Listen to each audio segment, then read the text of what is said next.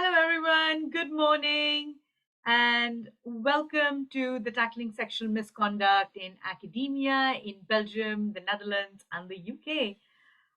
We are delighted because this is the first official webinar hosted by the 1752 group. And we are doing it in association and in partnership with the Center of Gender Studies at the University of Groningen. I've probably pronounced that completely wrong, but welcome. We are very, very excited about this webinar. You'll hear from our speaker soon.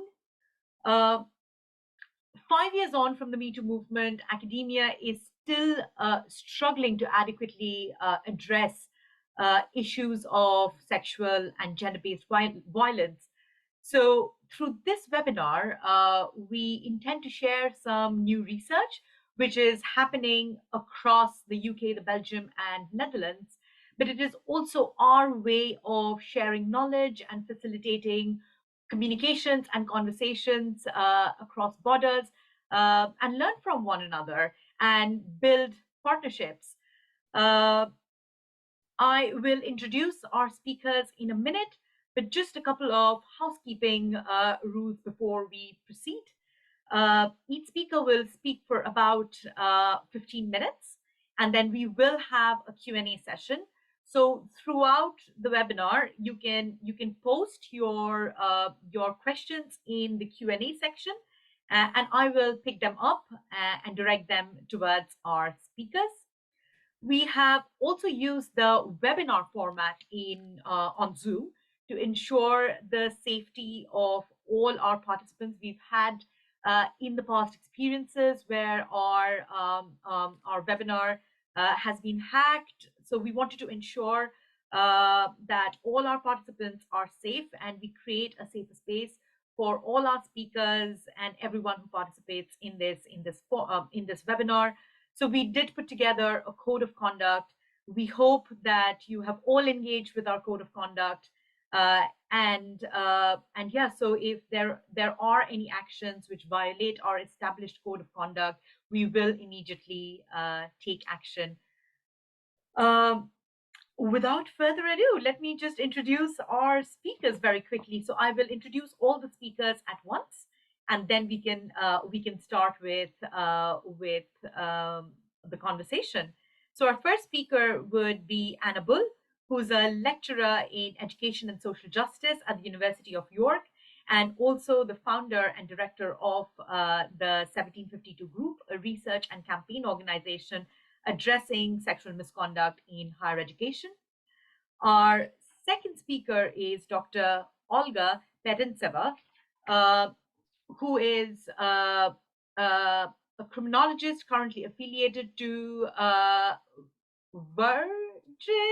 Again, I'm probably like completely mispronouncing that, in university in Brussels. She's working on a project on narrative spaces that can exist to report and adequately address sexual misconduct in higher education settings. Our third speaker is Susanna Teuber, who is an expert in bullying and power abuse in academia. She's a member of the Dutch Advisory Committee, Diverse and Inclusive Higher Education and Research, and an advisor for the Academic Parity Movement and the Network Against Power Abuse in Science. Susanna regularly advises targets of bullying and power abuse within academia. And last but not the least is Nora Leidinger. Nora is a research master student in arts, media, and literary studies, and a junior lecturer and researcher at the Department of Arts, Culture, and Media at the University of Groningen. Her research and teaching deals with the intersections of gendered stereotypes and power dynamics in music, the music industry, and other workspaces. During an internship at the Dutch Network of Women Professors, Nora developed an online toolkit addressing harassment and inequality in Dutch academia, which will be released shortly. So I am very, very excited to learn from all our speakers. I'm ready to take loads and loads of notes. So without further ado, I'm going to pass on to our first speaker, Anna. Anna, are you ready? I am. Good morning, everybody. It's a pleasure to be here and thanks for joining us. As Adrija said, this is our first webinar for the 1752 group. Adrija forgot to say that she is also a co-director of the 1752 group. And so we're looking forward to having more events in future to share our ongoing findings, our campaigns and our work. And we really wanted to have this event today to discuss with colleagues in Europe and to share knowledge. So today I'm going to share early findings from research on institutional responses to staff sexual misconduct. And I'm going to particularly focus on staff to student sexual misconduct. And this is a project funded by the Economic and Social Research Council in the UK. And Erin Shannon has until very recently been working on this with me, but she couldn't unfortunately make it today. To give a little bit of context and background, we started working on this issue of staff student sexual misconduct. Really, this was at the heart of why we started the 1752 group back in 2016. And we started publishing research in this area in 2018 with this report, Power in the Academy, which was a partnership with the National Union of Students Women's Campaign. And it was a survey of over 1,800 current and former students, trying to get really a sense of what kinds of issues were going on, how big a problem this was.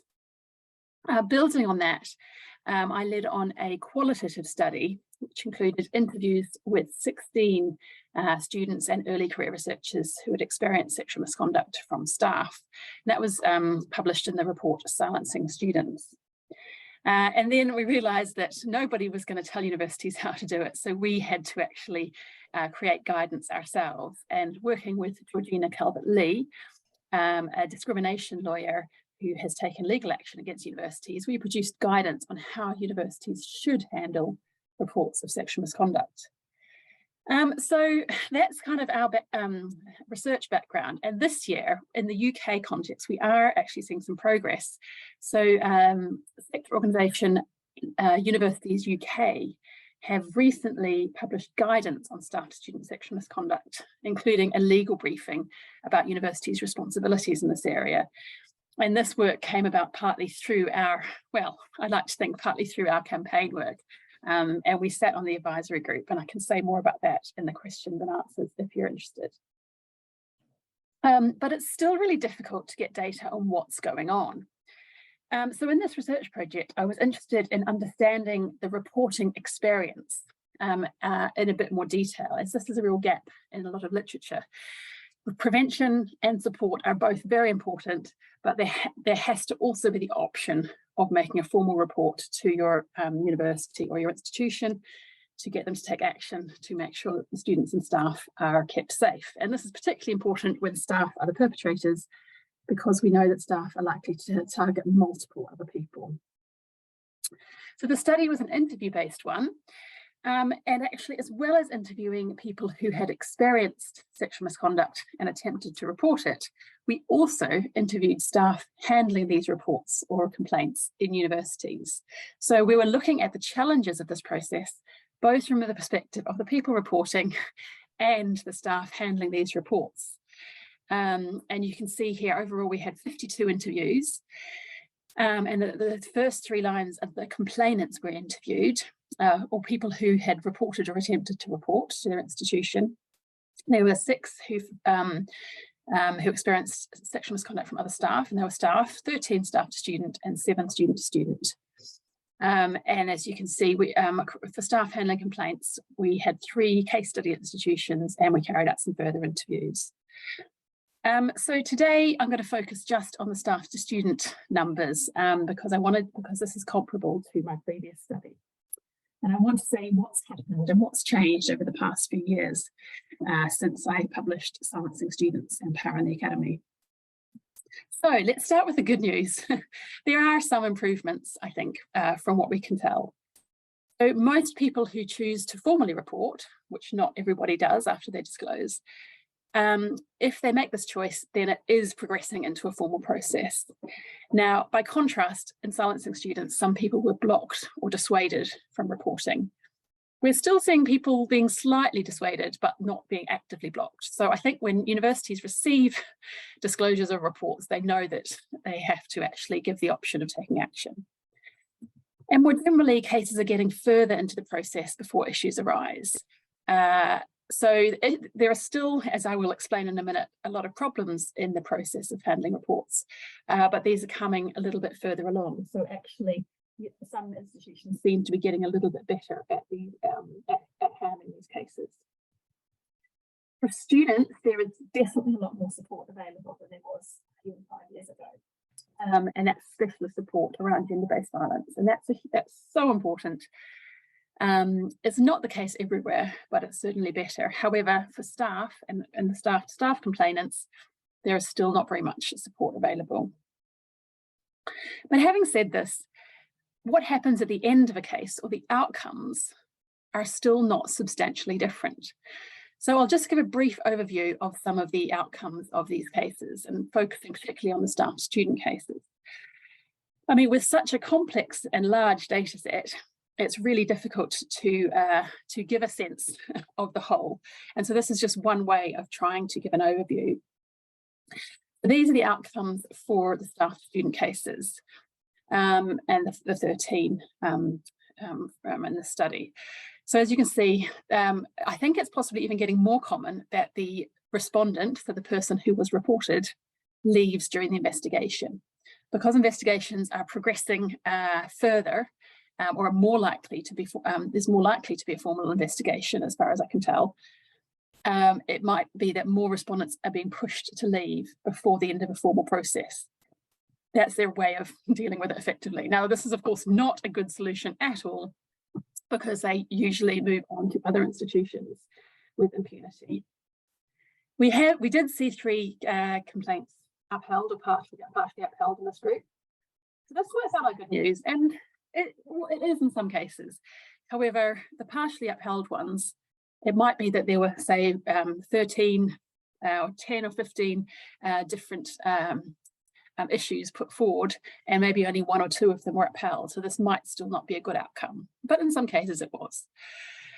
We can see complaints not being upheld. We can see interviewees disclosing but choosing not to report because they were worried about being victimized by the perpetrator, or for other reasons as well, but they were worried that the process would be extremely difficult for them.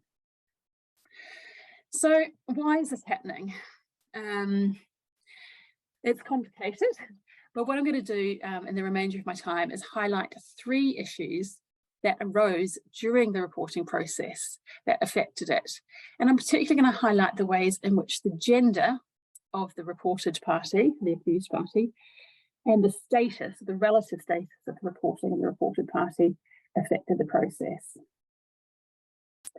So the first kind of roadblock we could talk about is the status of the reported party in relation to their contract level.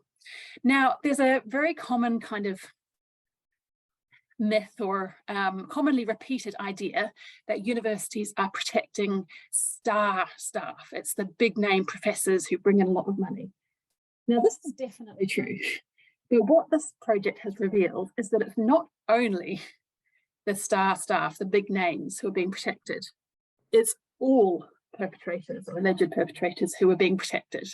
And so I think it's really important to draw attention to the people who are quite bad at their jobs, or who are quite low in the academic hierarchy, but who are still being protected by their institutions. So I'll give a couple of contrasting examples. So here's an example of the star status.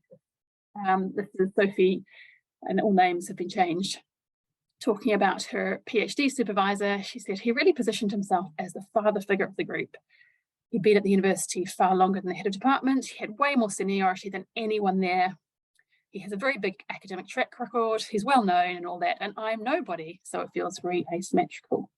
So that's the classic version that we think of when we think of this. However, we also heard from interviewees who experienced something quite different.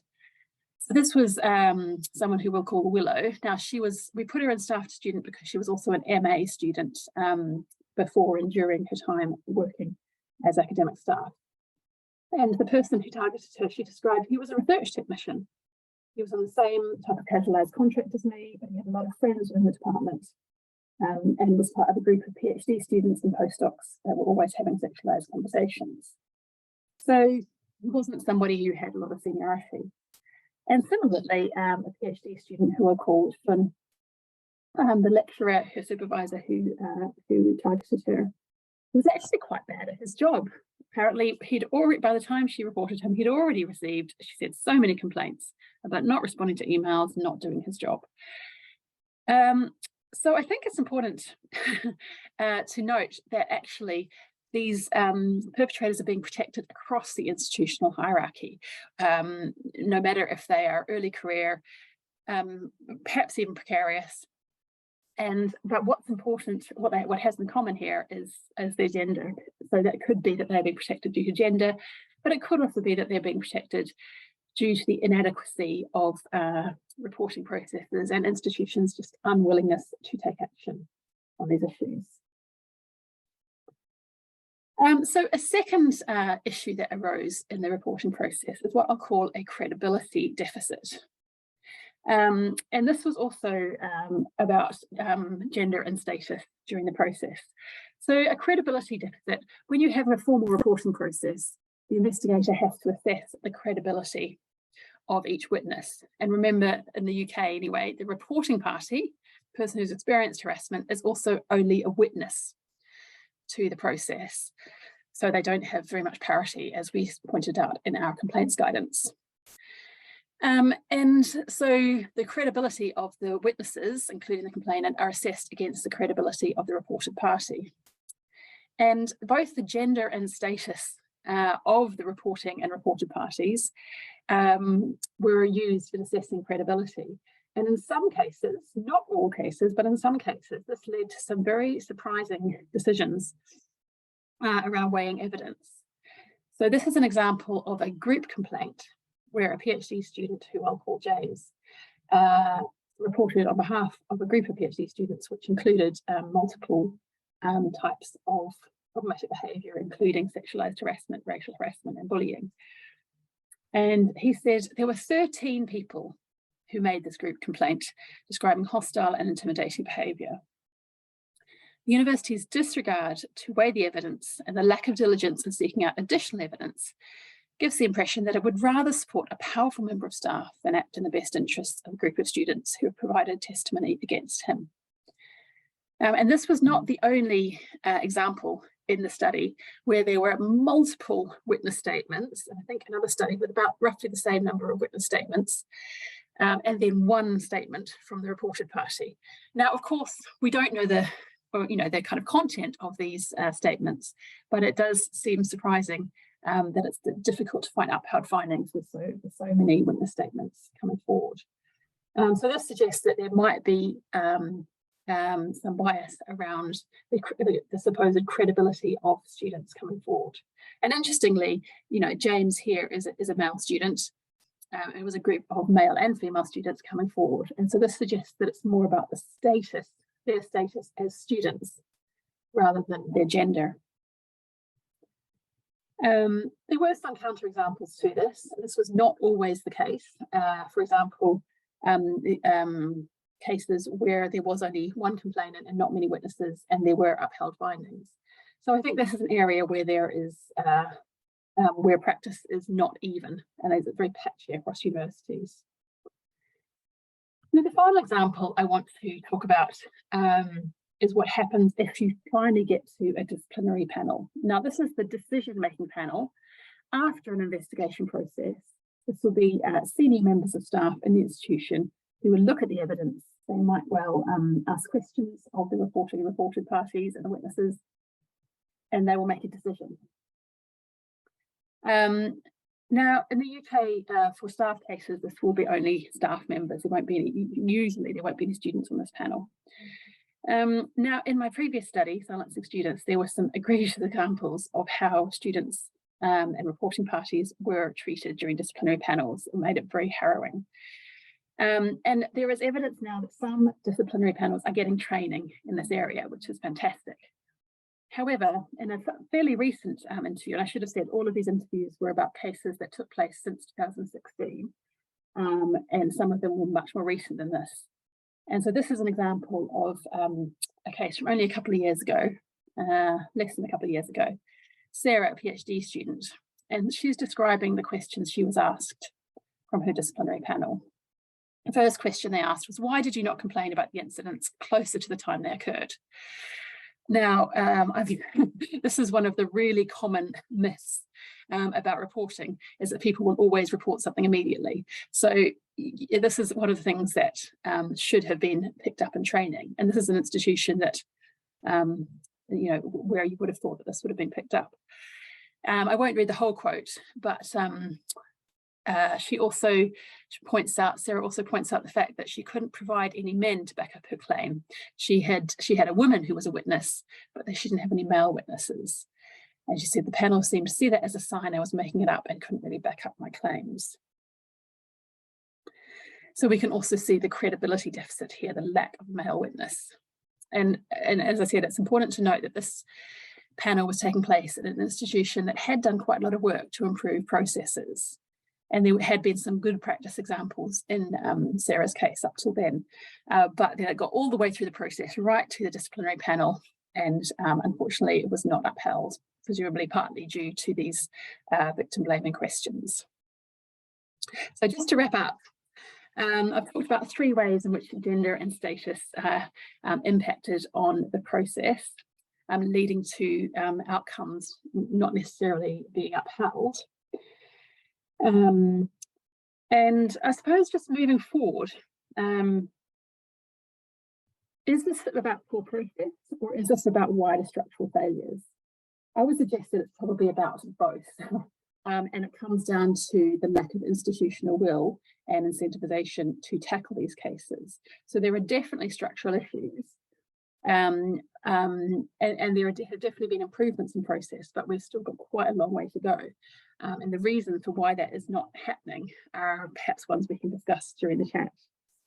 But we do see in other jurisdictions, such as Spain or India, which Adresia has expertise in, that gender-based violence experts are overseeing the process. And I think that's something that we in the UK can learn a lot more from. And it'll be interesting to see in the UK context what changes, because there's the proposed introduction of regulatory requirements to address sexual misconduct in England for next year. So there's going to be even more focus on this area, and hopefully we will see some real improvement as a result of that. Thank you very much. Thank you so much, Anna. That was really, really interesting. There's already a question for you in the Q&A, so you can answer that if you want, or we can pick that up in the end. I also forgot to remind our audience that we are going to record this webinar, and it's going to be uploaded on the 1752 group website resource section after we are done and it's been edited. But without further ado, I'm going to move on to our next speaker, who is Olga. Olga, are you ready? Yes, Perfect. I am. Over to you. Let me share the screen. Here we go. Okay. I'm honored to be part of this event, and in my talk I'm going to focus on sexual misconduct and sexual violence that take place in the context of higher education in Belgium.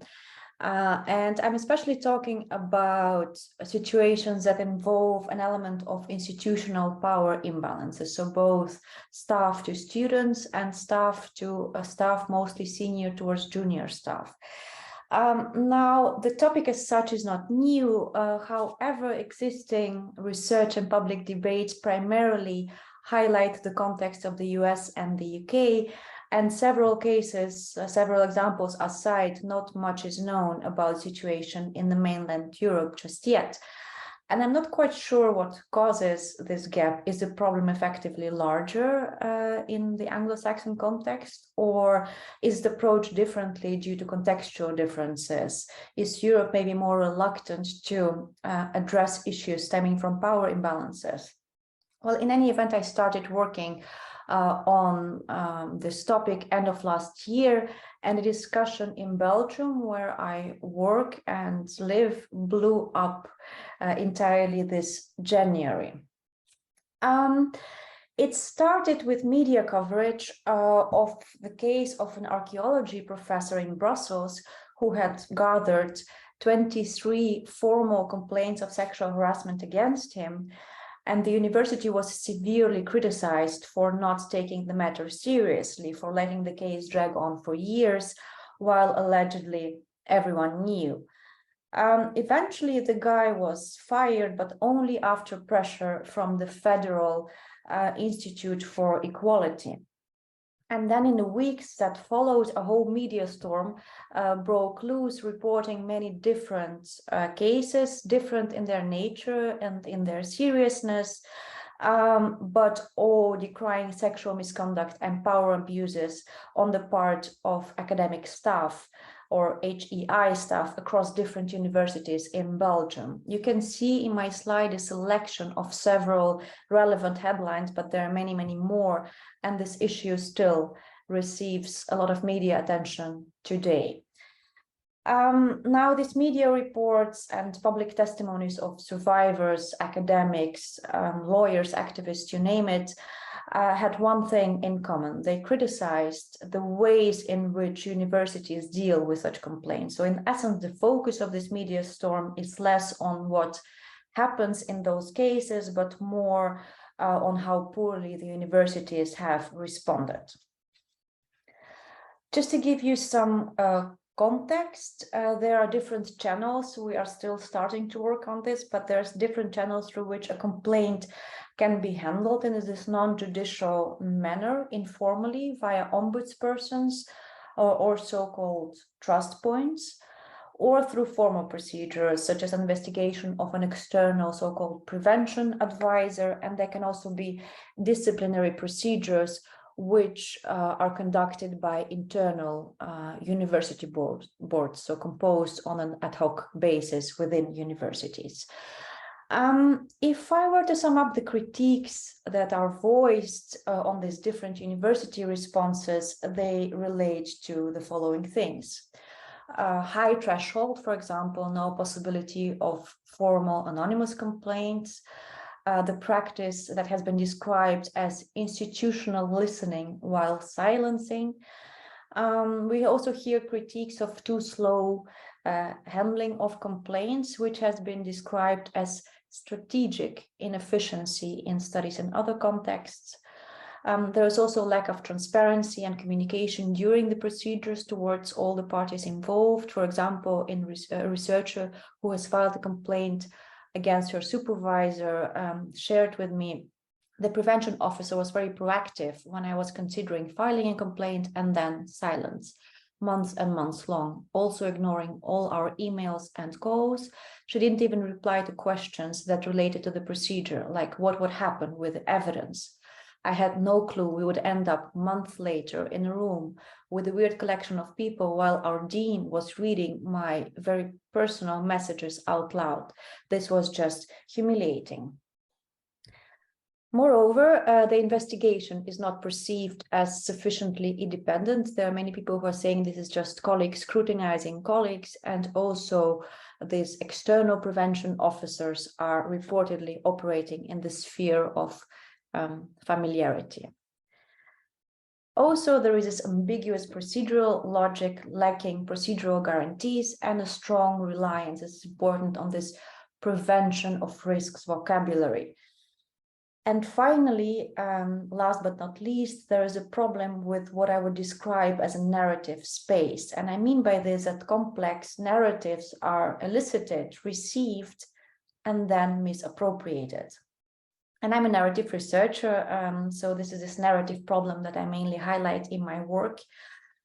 But before I go to this, let me first go one step back and try to briefly conceptualize how I think about this procedure of non-judicial handling of sexual misconduct and sexual violence, this administrative procedure within universities. I think it can be best described, at least in Belgium, as infrapenality. It is this particular penal mechanism which enjoys kind of judicial privilege with its own laws, its specific offenses, its particular forms of judgment. And this infrapenality, in my thinking, also refers to the autonomy provided to university managers, administrators, prevention workers who have a large amount of discretionary space and who operate within this arena, which is concealed from the public gaze, so long as, of course, they abide by the rule of law and the existing regulations. But very little is known in Belgium about what actually happens in these procedures, what happens behind the closed doors of such infrapenalities. And this is what I'm trying to find out with this research project, what is happening to these accounts, to these stories, and not only from a procedural perspective. I think we can probably agree that narratives are vital to this practice of infrapenality, as the very nature of exposing and formally reporting sexual misconduct relies on narrative accounts. But the discussions we're hearing in Belgium are mostly focused on the procedural logics and much less on the cultural context of institutions that are supposed to respond to sexual misconduct. And what my research so far shows in this regard is that narrative places have been created, but not narrative spaces.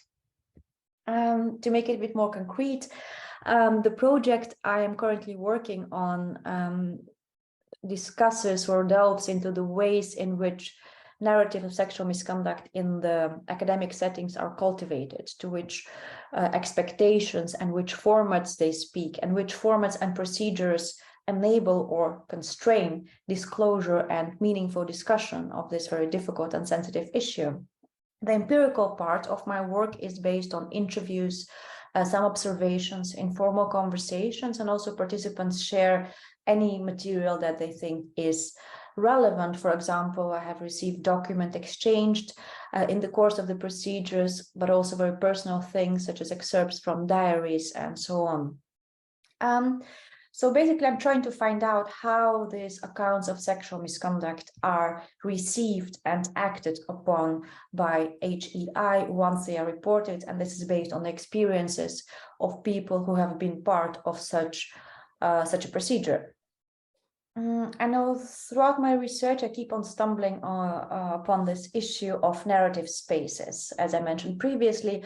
And very practically, what I mean by this is that in this procedure, there are, as prescribed by welfare and non-discrimination laws, places have been created, which are basically different points in the procedure that you must pass, different people you can talk to, where you get to share the story of sexual misconduct and power abuse.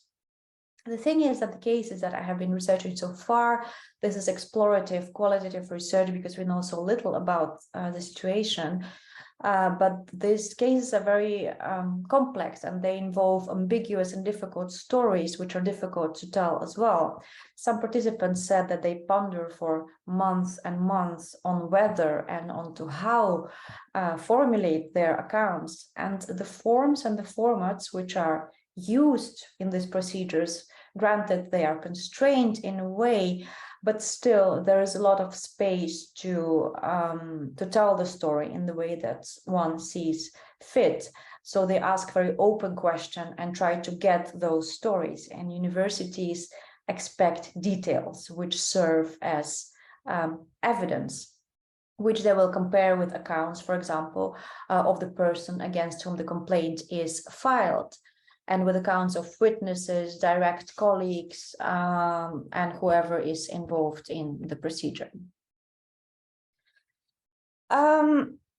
And this fact-finding mission consists very much of matching details and specific examples. But what I'm saying is that these complex narratives are collected, are elicited, but eventually people conducting the investigation pick and use very selectively specific parts. And often these examples are, for example, recurrent statements or statements that are confirmed across different statements or different testimonies. And what is also important for this investigation are the instances that indicate future risks, if there is a risk for other students or employees. And the thing is that this risk orientation and focus on matching details makes it so that people who share those stories feel like their accounts are received and acted upon selectively and carelessly, and that these stories basically get distorted and misappropriated. Now, following the media storm that has made apparent that the procedures in Belgium do not align with the expectation, the university's response was eventually, we need new procedures.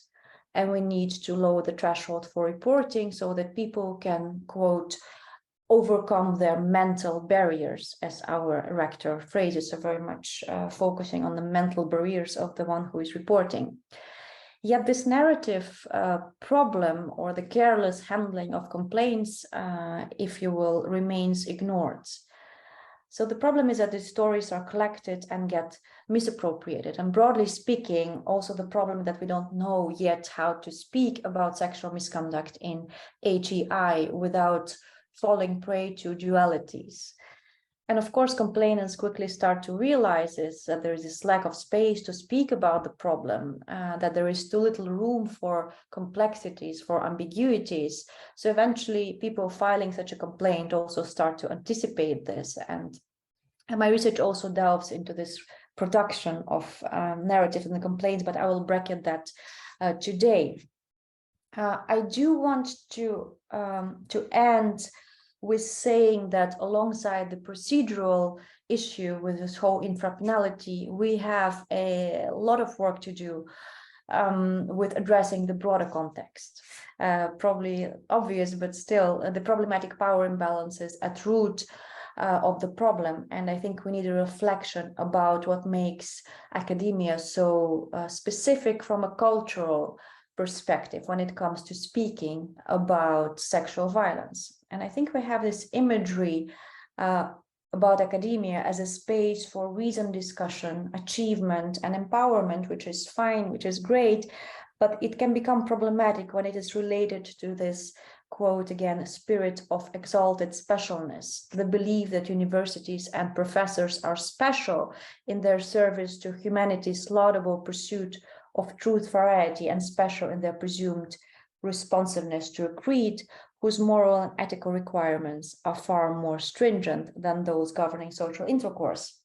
And I know that some authors posit that university staff need to display the highest personal and professional integrity, but I think that this particularity in claims to a higher moral standard can also be problematic because exactly this breeds neglect, because it is difficult to admit that those people would indulge in such acts. And then when incidents of sexual misconduct do become public knowledge, as has been the case here, they evoke some kind of a moral panic, and the stakes of protecting the institution's reputation are so high, which stands in the way of a nuanced and thoughtful approach.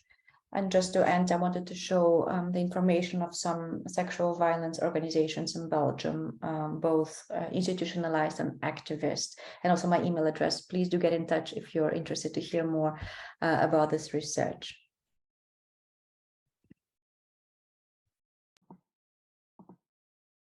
Thank you so much, Olga. That was really, really interesting.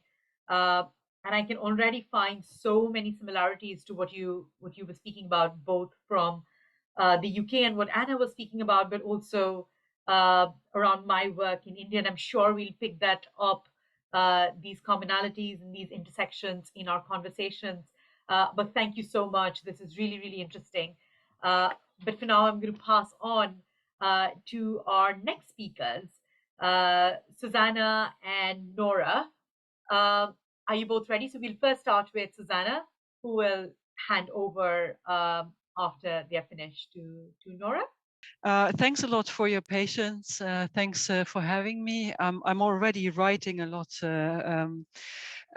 because the things that Anna and Olga shared so far are so interesting and also so relevant for, let's say, where we are now in the Netherlands and the kind of stuff we probably still will have to do in the near future.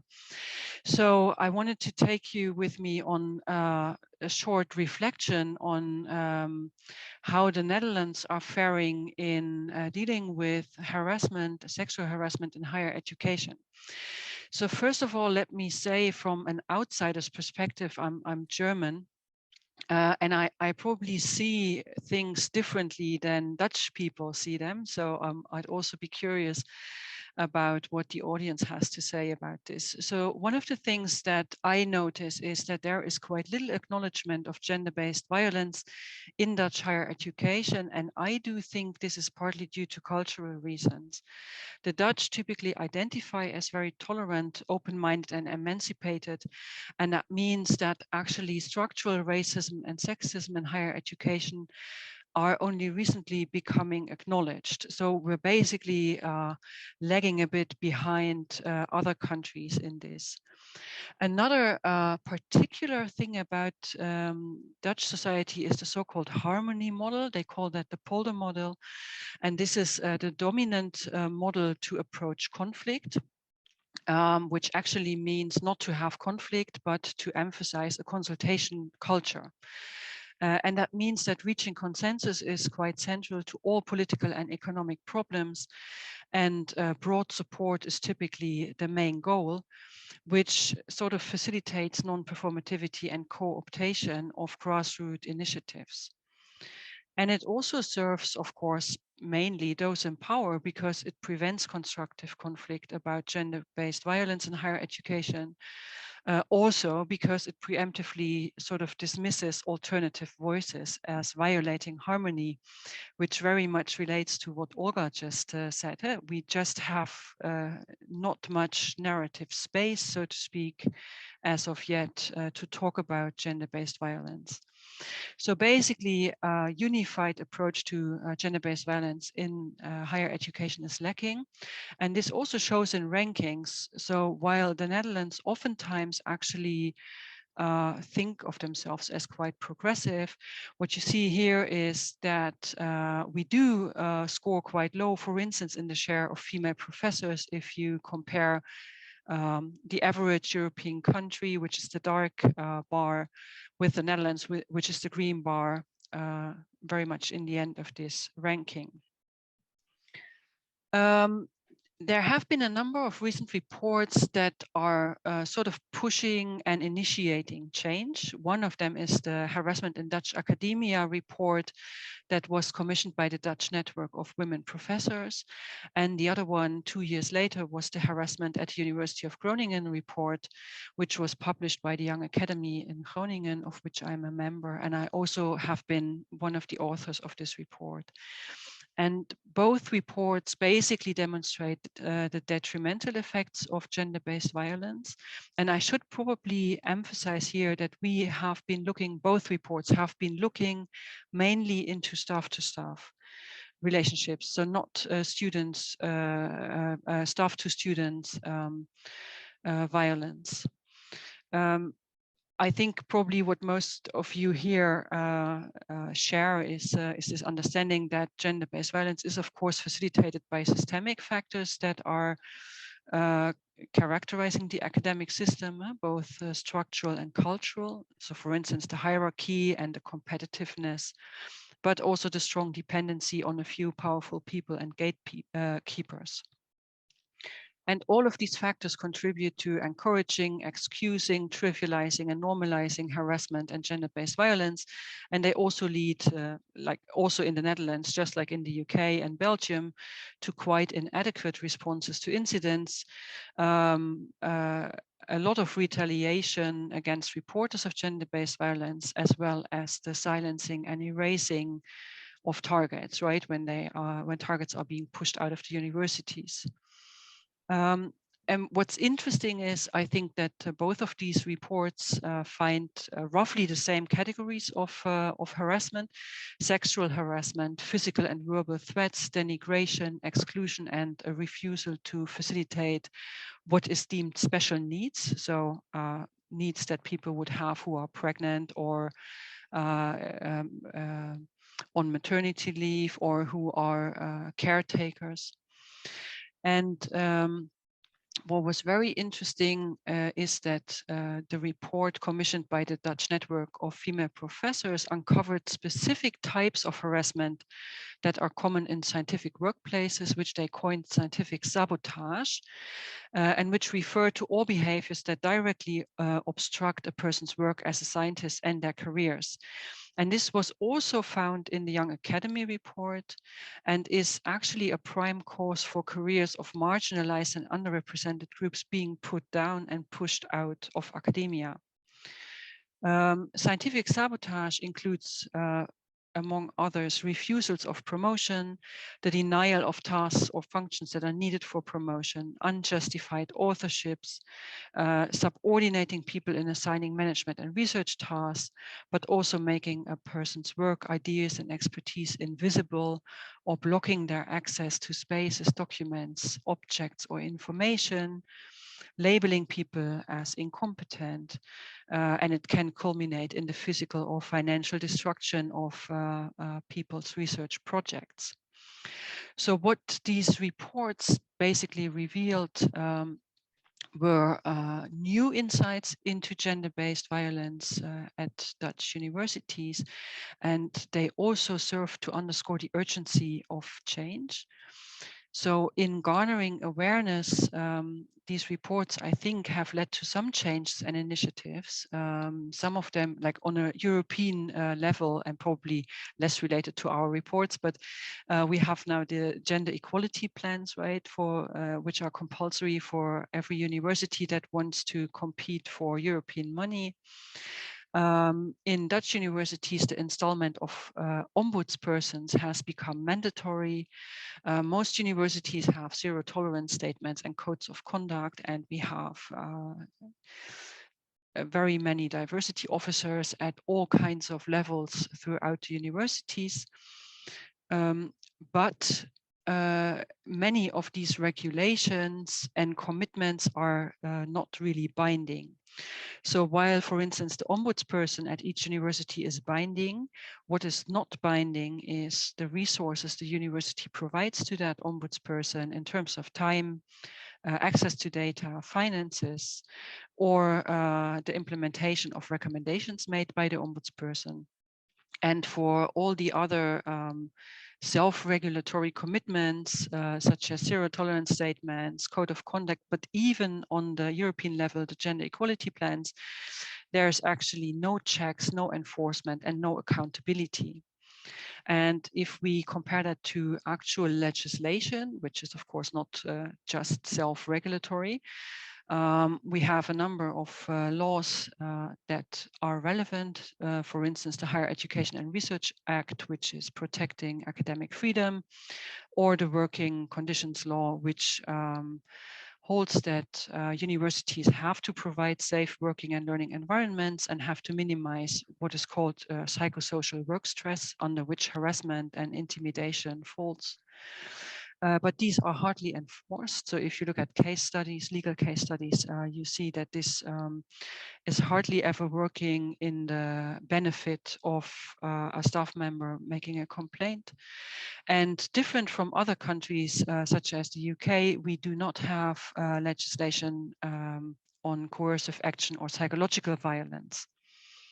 So this is just non-existent and can of course also not be enforced. And that means that these commitments that are non-binding and self-regulatory and legislation that is not enforced basically don't make a difference for the situation as it is now, leading to years of misery for targets of undesirable behavior. and also to this dynamic that most of the cases are only coming out once they are uncovered by the media.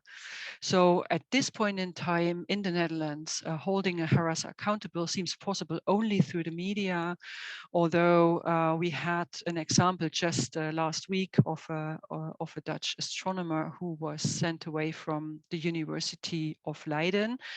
But even in that case, apparently years of unheard and unfollowed complaints have preceded that. It seems as if more effective enforcement might be incoming through the expansion of administrative instruments for the Higher Education and Research Act, whereby the minister may instruct the supervisory board of universities to take one or more measures in the event of mismanagement. And then one could construct the case that mismanagement also, if you look under E, might refer to not protecting staff and students from gender-based violence, but this remains to be seen whether these cases can be constructed and whether people will take the chance. So wrapping this all up, the question, where do we go from here? My conclusion would be that gender-based violence in Dutch higher education has been addressed by a number of reports and initiatives from various stakeholders. But in order to be effective, these need to be unified in a coherent framework. So actually, I think the sector guidance that Anna mentioned would be really, really good for Dutch higher education. But we also need to put a lot more energy into enforcement and accountability so that we can tackle the power preservation motives that reproduce inequality through harassment and gender-based violence. So that we can prevent the co-optation of grassroots initiatives, and that we can also work against the delay and cover-up tactics that also Olga mentioned. I think there's also cultural change needed. Letting go of the harmony model, for instance, would allow for a more inclusive and safe conversations in the universities about gender-based violence. And I also think that facing the failures of the past might help to let go of a deep-rooted belief in superiority that in the Netherlands, I think, contributes to a lot of intersectional inequality. And what we don't have at all, at least not to my knowledge, is initiatives such as the one that Anna was talking about, that focus specifically on the victimization, grooming, and exploitation of students. So I would say that we urgently need that. On the bright side, of course, the Netherlands knows many very professional, persistent, and also quite inventive stakeholders. As I just mentioned, new initiatives and laws are being introduced, and what is giving hope is, for instance, that the Ministry of Education also now has issued a national plan to tackle discrimination and racism in education, culture, media, and science, and that there has also been an acknowledgement of institutional exclusion and institutional racism at the universities, which is really important in order to move forward, right? The Royal Dutch Academy Society has issued a report on social safety with a lot of actionable recommendations for culture change. The Dutch Network of Female Professors is a very important ally on the topic, and they publish the Women in Science Monitor every year and do a lot of other stuff that is really, really laudable. And last but not least, the Dutch Advisory Committee on Diverse and Inclusive Higher Education and Research, of which I'm a part, is trying to provide advice on promoting an inclusive, diverse, and safe learning and working environment. So you see, there's a lot of stakeholders, there's a lot of initiatives, a lot of, I think, goodwill. And now the question is, are we, will we succeed in unifying to make meaningful change? And I think this webinar definitely helps with that. So thanks a lot for your attention, and I'm looking forward to your questions. Thank you so much, Susanna. We'll move on to Nora now. But both the reports that you mentioned sound very, very interesting. So if you could possibly send us the links to some of these reports, we can share it with our audience I as will. well. Yes, thanks. Thank you, Susanna. Over to you, Nora. Yes, hi. Thank you so much for everyone who already spoke. And I actually don't have slides. I'll just be speaking to you. And I am minimizing the screen because I can see myself talk, which is very distracting. And I will be picking up on quite a few of the things that Susanna already mentioned, because we are working in the same system and we're working also together and with a lot of the same stakeholders that were already mentioned. So some of this might be a little bit repetitive, but I will try and focus more on some of the findings on what we can actually do, and also on sharing some resources that are available both within the Netherlands, but also that might be helpful for more international cases or just non-Dutch cases in this case. I personally got to know this topic quite closely through my mentor during the bachelor's, and continuing to be my mentor, who made me aware of these imbalances within professional spaces, and also through a course that I'm co-teaching with Susanna this year on gender and diversity assessments in the workplace, which is an undergrad course, but also on an incident of the International Association of the Study of Popular Music Network, IASPM, that Anna and I are a part of actually, where it became clear this year how sexual harassment is often brushed off with kind of laughs and arrogant responses on the shoulder of especially young women, whose only form of protection is to then leave the academy or advise each other to really stay away from some people and some very well-known professors as well, to avoid assaulters in this case, right? So during my work with the Dutch Women's Professors Network, so LNBH, I helped to develop this forthcoming toolkit addressing harassment in Dutch academia on a national scale, really. And during this development, we've decided to focus not only on the targets, some of you might consider that the victim, we use targets, and bystanders, and also HR management and policymakers, but also on accused and involuntary aggressors in some cases, because that is also something that needs to be addressed, that sometimes it is unclear for people that they are transgressing certain boundaries that have been set, and that they are unaware of the consequences of their actions, and also some who are innocently accused. And it's also going to be a database and a story collecting research tool that then will help further research in tackling harassment within academia. And this is not just sexual harassment, but this is really also including bullying or discriminatory harassment and others. And during this development of the toolkit, I spoke to some experts in different fields, from which I will now present some of the findings and also share some resources that might be useful when dealing with sexual violence, not just for people in the Netherlands, but as I said, also beyond. I think most people here know that academia is particularly prone to harassment, and not only among students, but also particularly with staff-student harassment and staff-staff harassment. And Susanna already mentioned that this is due to the extreme hierarchical and elitist structure. There's also a lack of management training for, amongst others, the chair of departments, for example. Then there's also the dependency on the good graces of your supervisors, and the lack of policing and enforcing of policies that were already mentioned as well. And this harassment can really occur in very different ways.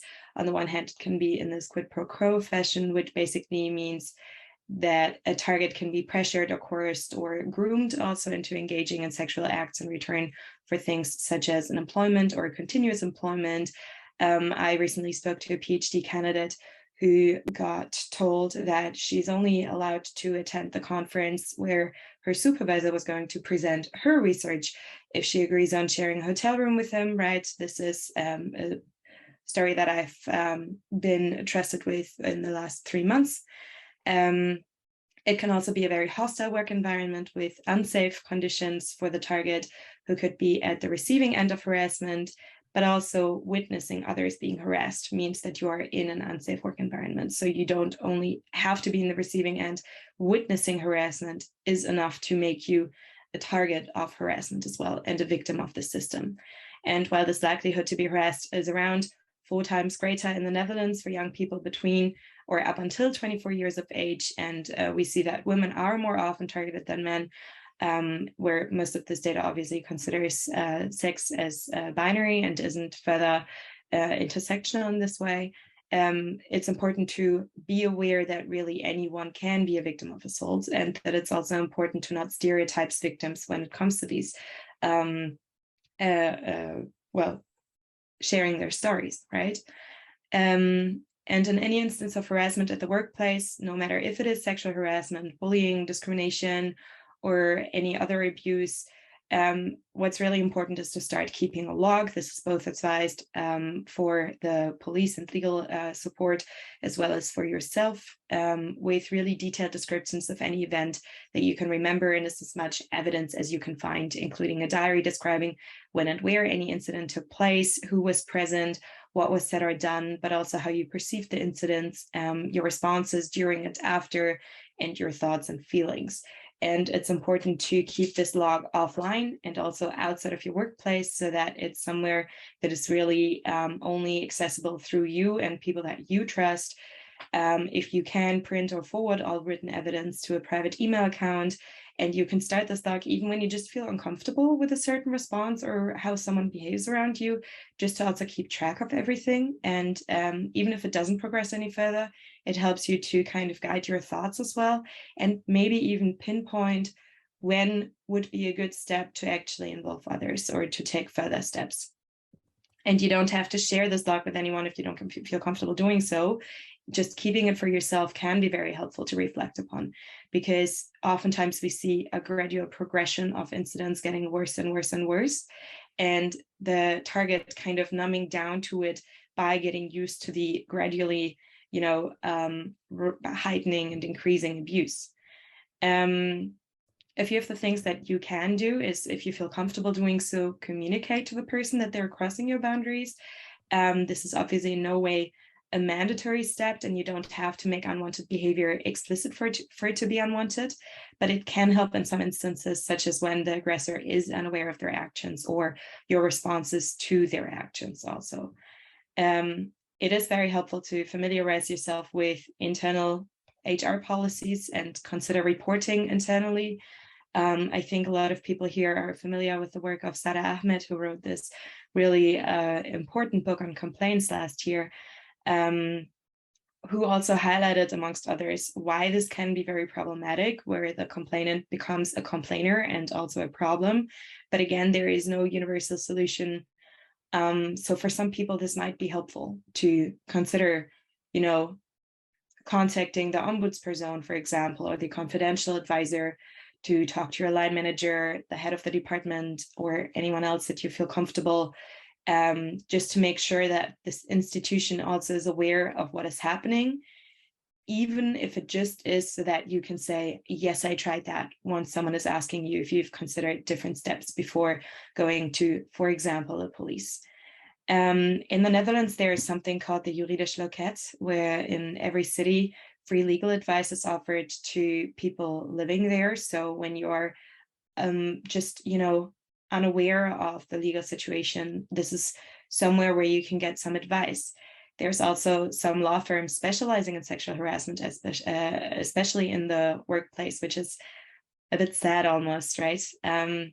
One of them is in Amsterdam, and they're called Richard Korver Advocaten.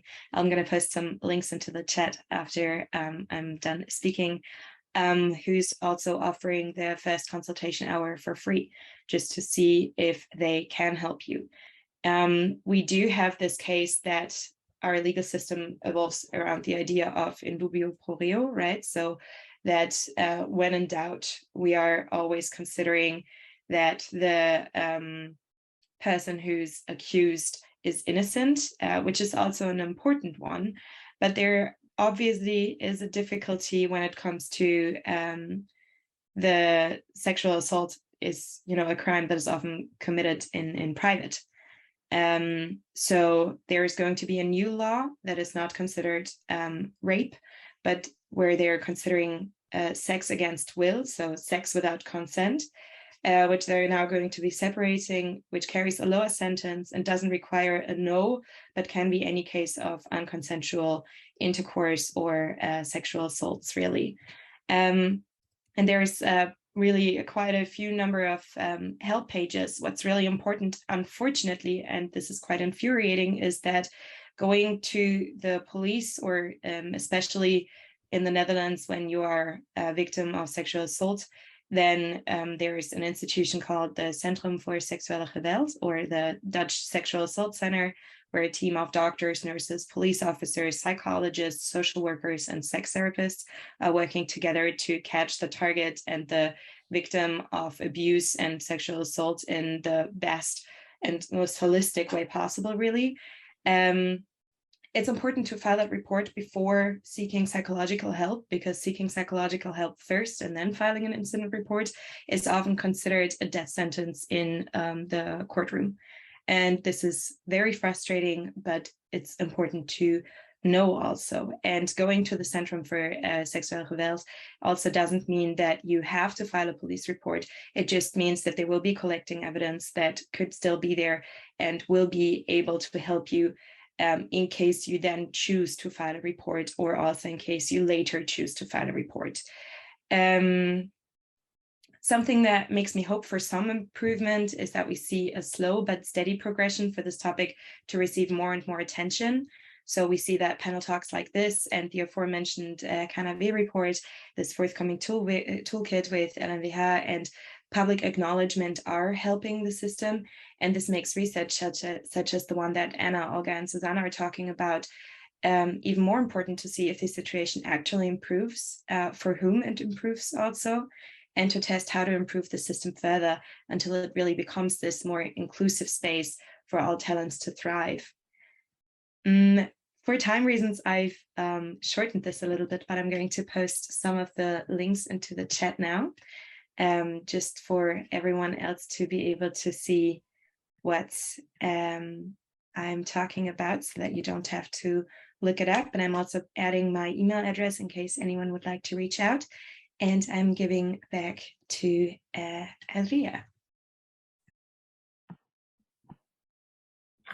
Thank you so much, Nora. I was just wondering at this point, and first of all, thank you to all the speakers for such interesting contributions. I'm sure it's made everyone think, make connections with their work as well. So we have a few questions in the chat, but I would be really interested to see, before we go on to those questions, that if any of our panelists have any comments and questions for each other. So if we could do that briefly for 5 minutes, and then I could go and pick up the questions in the chat. So we will go in the same order as the speaker. So I was wondering, Anna, if you had any comments and questions. So thank you so much, Olga, Susanna, and Nora, for those contributions. And it's absolutely fascinating to hear about the similarities and some differences between the UK and Belgium and the Netherlands. And Susanna, in relation to your work, I think the concept of scientific sabotage is very, very important. And so, your work documenting and naming that is something that I'll be drawing on, because this is definitely something that has also come up in my research as sometimes, not always, happening alongside forms of sexual harassment or misconduct. And so I really appreciated you drawing that out. And Olga, I really liked the idea of making space for the ambiguities and the complexity. This very much resonates with my research, because and actually the idea that universities are asking people to give their accounts and to give a lot of detail in their accounts.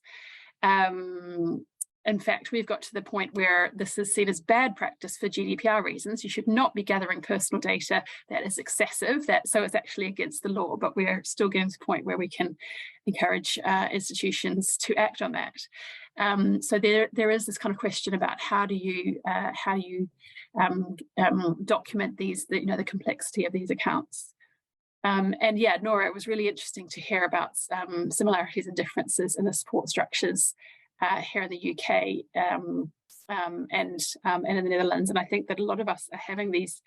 I've posted some information about UK general support structures in the chat, but I think that there's a wider conversation to be had around what support should be provided within universities or higher education institutions and what should be external. And you know, certainly I think higher education institutions need to be doing a lot more and not leaving it all to external organisations. So those are just a few initial reflections. Thank you so much, Anna. Olga. Yes, thanks everyone for the talks. I'm really inspired and I have many, many notes, so I'm sure we can discuss afterwards. But I'm specifically interested in those contextual differences between the countries, because it's, I've tried to touch upon this in the beginning, but for example, Susanna mentioned this whole polder mentality and the tolerance idea, whereas for example, in Belgium, there is even, we start talking, Nora mentioned as well, that's difficult to talk about this topic. In Belgium, it's quite quickly dismissed as this Anglo-Saxon Victorian heritage of being too oversensitive to the issue, quote unquote.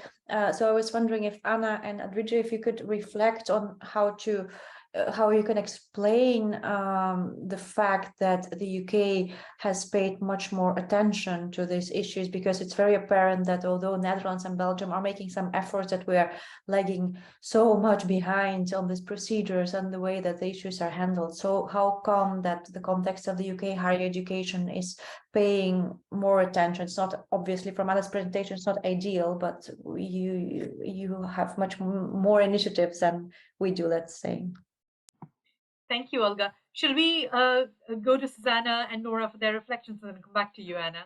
Thank you. Susanna? Yeah, so actually, I'd be very interested to hear the answer to this question too, because I think Olga made a very good observation. I'm also noticing that the UK seems to be more progressive in protecting, you know, targets, victims, and survivors of harassment. So I'd be curious to see what we can learn from you. And in general, this is just such an inspiring panel, because I mean, what one of us can achieve, I think the others can, because then we have an example to rely on, someone, some good practice, some policy document to point our finger on. And this is, it's really nice to see that there are others out there who are doing this work, because it can be at times quite lonely and frustrating, as you surely know. That's my 2 cents on this. Thank you, Susanna. Nora, did you have any thoughts? Yeah, I'm going to continue on this line. In a previous conversation with Anna, I already mentioned that hearing how it is being facilitated to conduct this research by the institution also, and that institutions are supportive of conducting research on, you know, their own misconduct, so to say. Yeah, more or less. It was definitely not something where, you know, you get fired for, basically, which is a situation that is becoming increasingly more so in the Netherlands, where putting your name out there, especially when you're not tenured yet, and conducting this kind of research just means you become unhireable. So I find that very, I find it motivating to see that it's not the case, apparently, as strongly in the UK, but it also upsets me. Thank you so much, Nora. Anna, did you want to respond? And then we can go to the questions in the chat, because there's some really interesting conversations going on there. Yes, I wanted to get onto those questions in the chat as well. I don't know the answer to why the UK has paid more attention to this issue, and I'd be interested to hear from participants and attendees in the webinar as well, and from you, Adrija, because you've done comparative or research across 2 contexts. Certainly, I'd point to the tradition of student activism led by the National Union of Students Women's Campaign, and prior to that, you know, the kind of wider feminist movement having a context of, you know, creating support structures for addressing gender-based violence. But I'm sure there are similar kind of factors in Belgium and the Netherlands. So, yeah, so I'm not quite sure. I mean, a lot of the work that we did on staff student sexual harassment was supported and amplified by journalists, particularly at The Guardian, also to some extent at BBC and others. And so having having journalists who we could work quite closely with did make a big difference to getting this on the agenda. But I do think, that kind of depth of activism that we've got here has definitely made a difference. Can I add something more to it, Anna? Just Yeah, while we are on the topic. I definitely think there's been, over the years, I think for last decade, a real push from great student organizers and feminist activists pushing universities to make change. There are a couple of really great movements who've also documented their activism online. So if there are any student activists who are, wanting to build campaigns and want to learn from some of these student campaigns, which are happening actually not only in the UK, but across the world, some of the more interesting and campaigns are happening in all over global South. So there's a lot to learn from student and feminist movements around this topic. But also, I think primarily in the UK, and this is something that Anna and I have spoken about a lot, and also in some ways feel quite conflicted about in certain ways, is that a lot of these changes have basically come as a result of marketization. So as students have demanded that, we are part of the university and we are paying for this education. And since we are paying for this education, we deserve this, right? Which also has meant that a lot of universities has implemented sexual harassment guidelines in their universities as a tick box exercise to say that, well, we have this in place because we are mandated to have this place. But what Anna's research actually shows in depth is it's one thing to have certain practices in place, but what actually happens in the stages of implementation, but also to kind of specify that a lot of universities actually don't have mechanisms in place still. There are some good practices, but there's even UK academia has a long way to go. Shall we pick up some of the questions?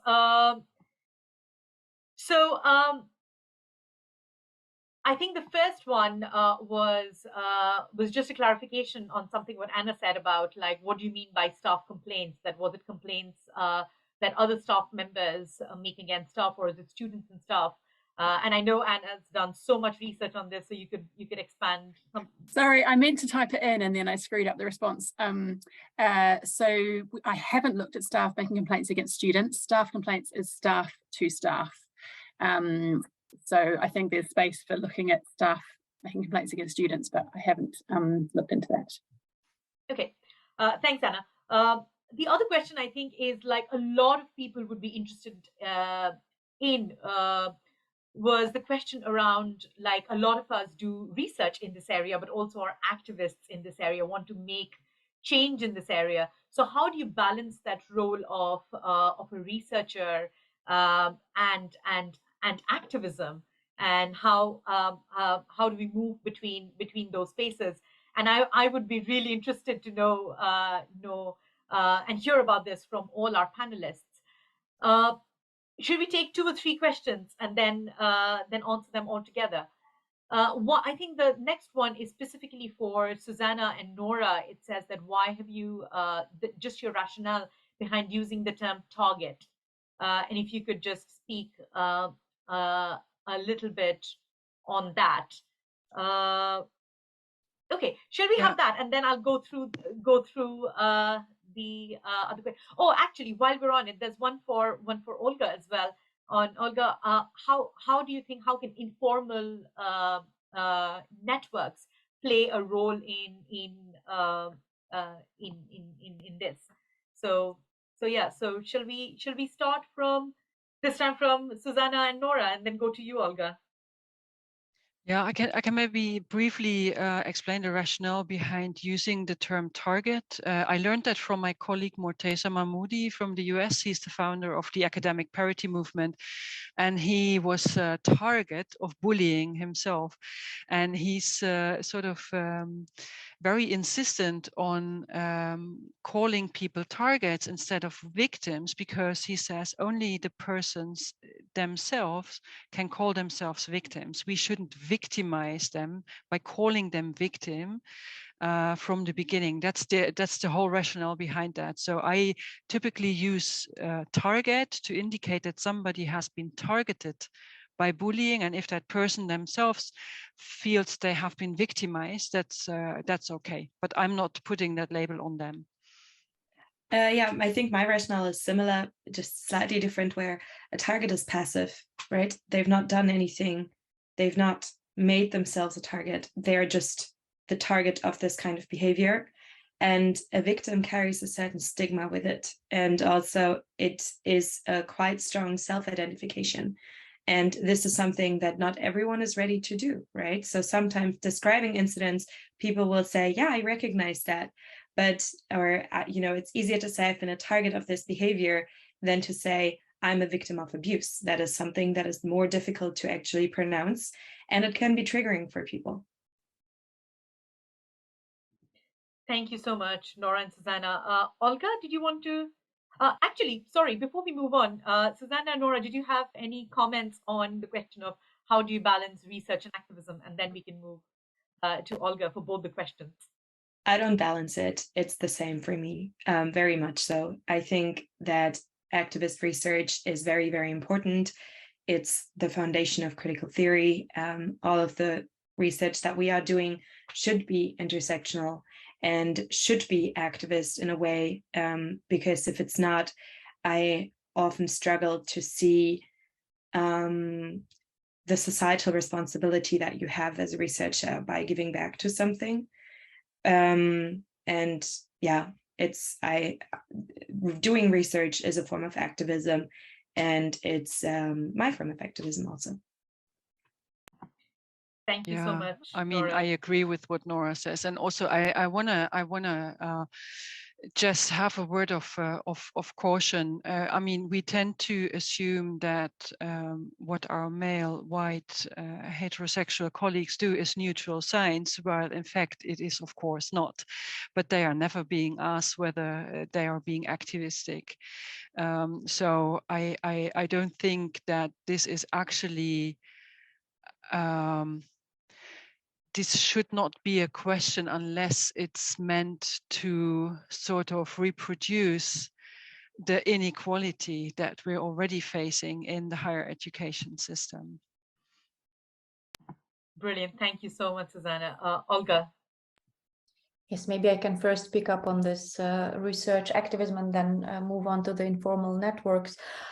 Thanks, Anna, from the audience for the question. And I also would love to hear more about the research and the articles that you're mentioning that are forthcoming. I agree with Nora, but at the same time, I can totally relate to this distress of not making a change and trying to reconcile those two hats of researcher and activist, to which I think Anna in the question is referring. And I do think that the status of researcher on this topic, even if it's an expert in becoming, can really be important and give you legitimacy to organize things as researcher and activist. It can be, for example, in the course of research as such. For example, we have done some epistemic interviews which are aimed at awareness raising, but also organizing public conversations for some social change. So basically bring together people who are experts by experience, practitioners, and have them interact with the people working at the institutions that you are researching and that you want to engage in conversation with, which I understand is the question. So what I wanted to say is that I have fallen prey too often myself to this, what can I do? But you actually need others for many reasons. So that I think it's very important to take this role of facilitator of public conversations to which you can link your research, for example, organize a focus group or some kind of an event.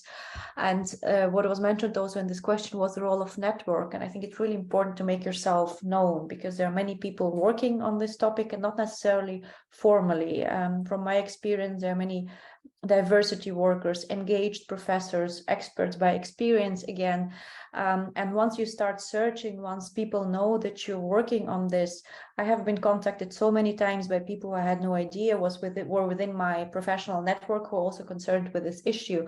So it's really important to try to build this network also internationally, which I think this is also something that we are engaging in today.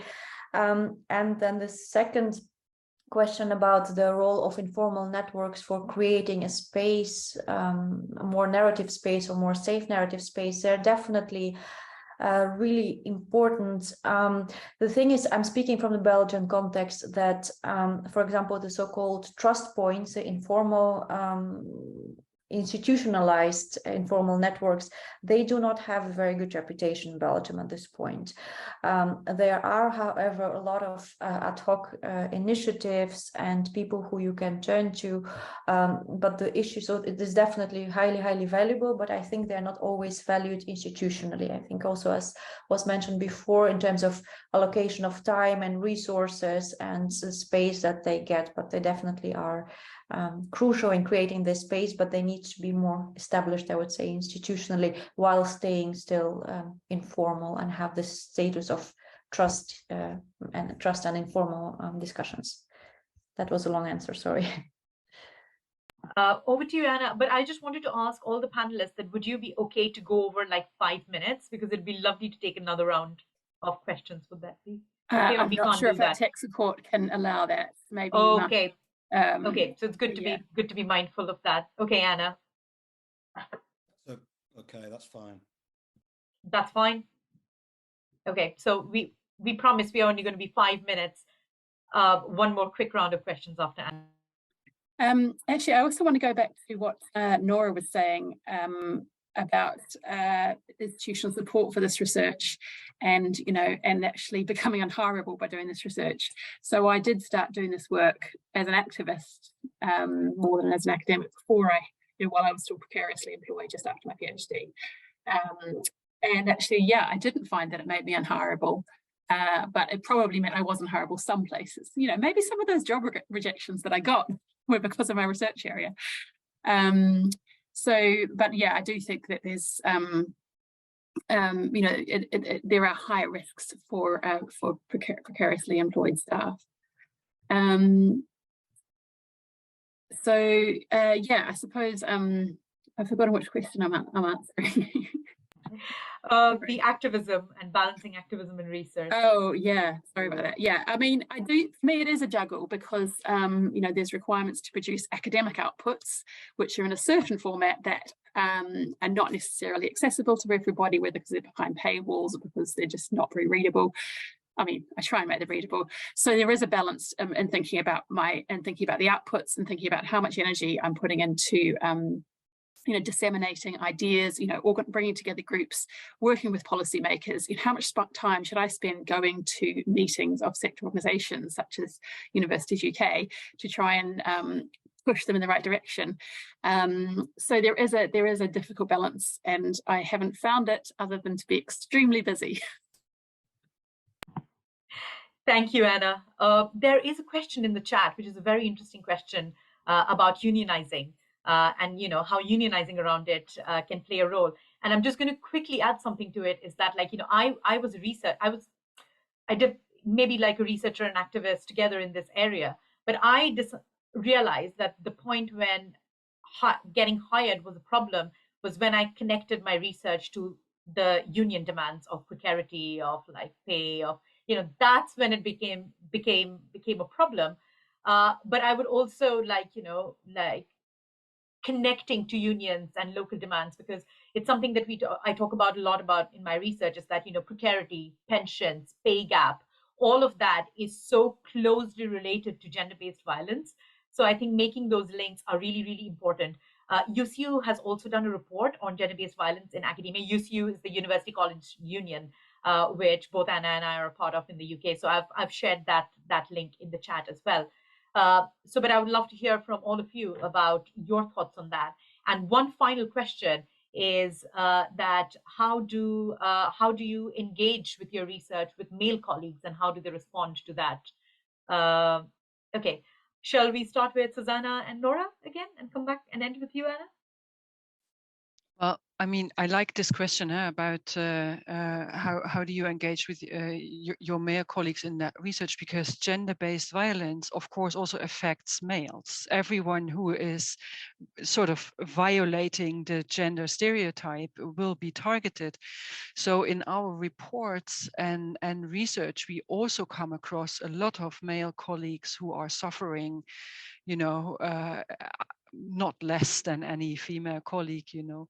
And we've just brought out a report with the union on casualization. We called it testimonials from the margins, because as you rightly say, Adricia, I mean, people who are precariously employed really have no voice in this at all. They are very dependent, they are very vulnerable. And there are, of course, proportionally still more females affected by precarious work, but also a lot of male colleagues. So I think the problem affects everyone, and I wouldn't actually dismiss it if I was a male.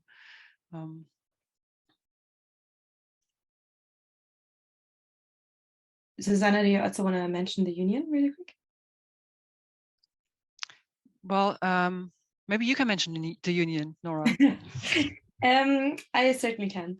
I'm gonna address the colleagues and male colleagues in particular, where I have to say that I'm really, really lucky to have an incredibly supportive environment. I mean, again, I'm a research master student technically still, right?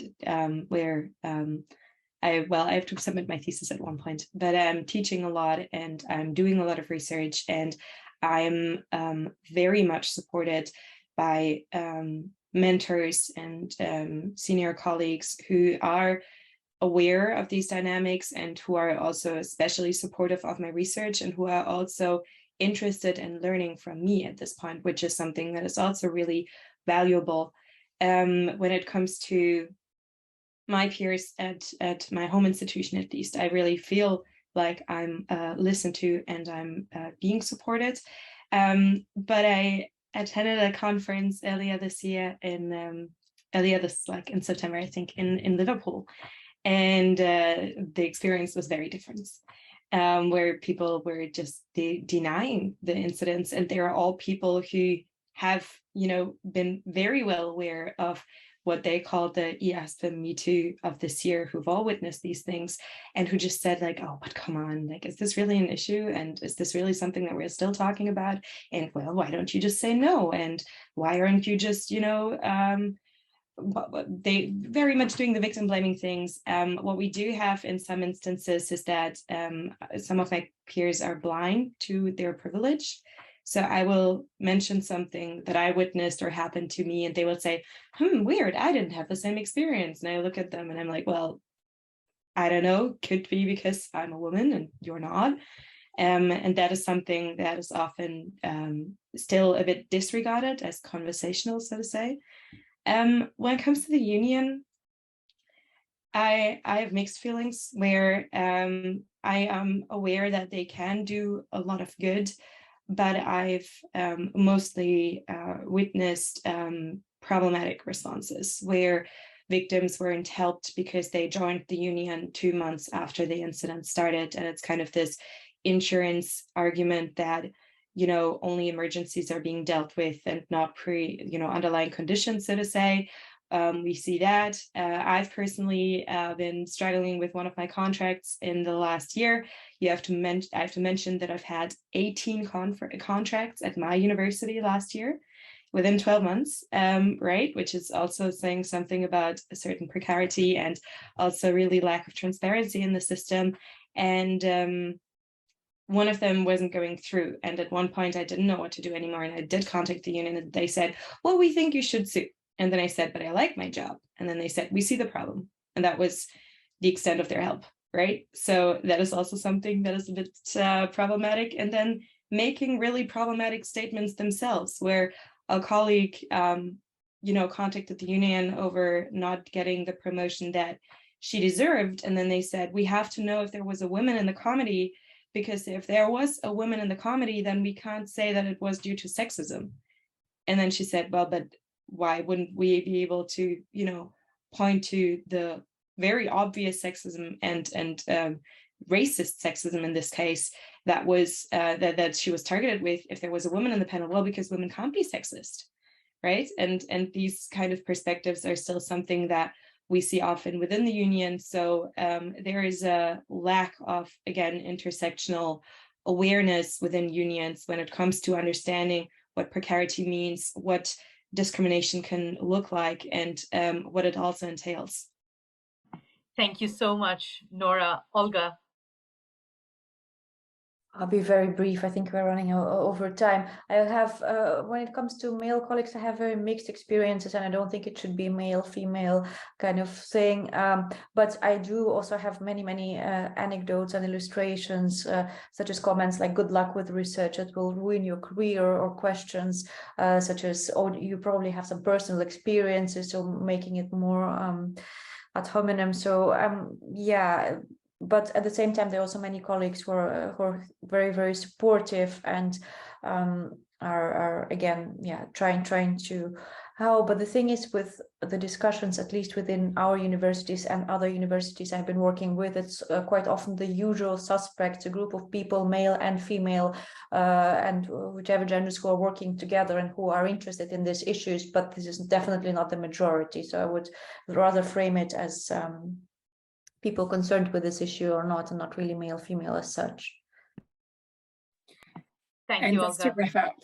to wrap up, I'll just briefly say something about the union. I think it's really important to say that in the UK context, very often the UCU, the Academic Staff Union, will support perpetrators, alleged perpetrators, and will either not be, as a result, will say they cannot support reporting parties, or that support will be difficult to obtain.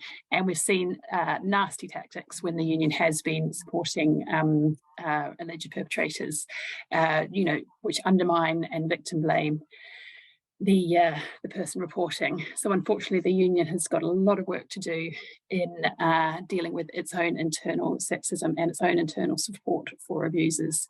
And so unfortunately, the union is not at this stage the answer. If we had an alternative union, or if we could see a lot of change in UCU, I think that change is starting to happen, but it's early days. Brilliant. I think we have to end our conversation here. We could go on for like another hour, I'm sure.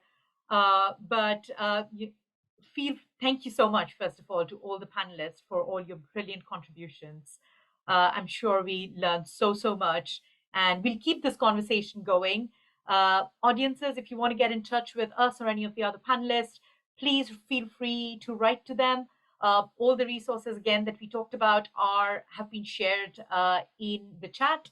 And once we finish, we are going to edit and upload the video. So if you want to go back and revisit some of these conversations, this video will be available on the 1752 group website in the resources section.